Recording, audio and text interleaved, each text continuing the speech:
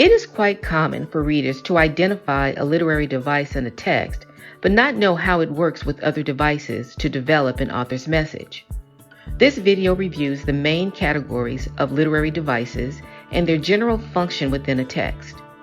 Understanding how each functions helps readers deepen their discernment of a given text and helps writers articulate their ideas in an engaging and clear way.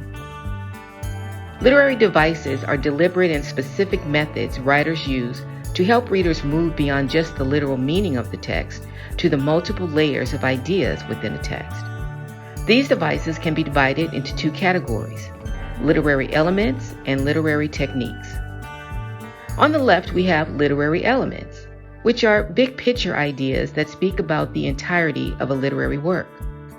On the right are literary techniques, which are a range of writing methods that can be combined to focus on specific points within a text that include using expressions of sound, changing the ordinary meaning of words and phrases, changing sentence structures, and using sensory language.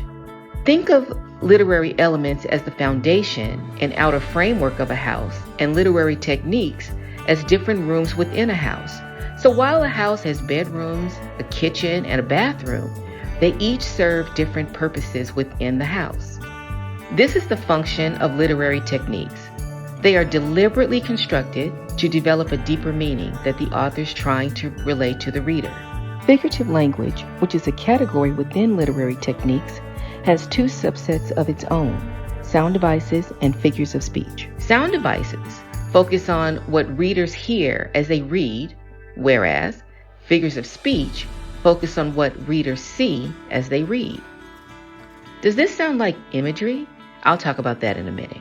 Figures of speech can be broken down even further into tropes and schemes, both of which use language in unusual ways. While tropes give words and phrases alternative meanings, schemes are unique structural changes that occur within a text. Now, do you see imagery dangling over there by itself?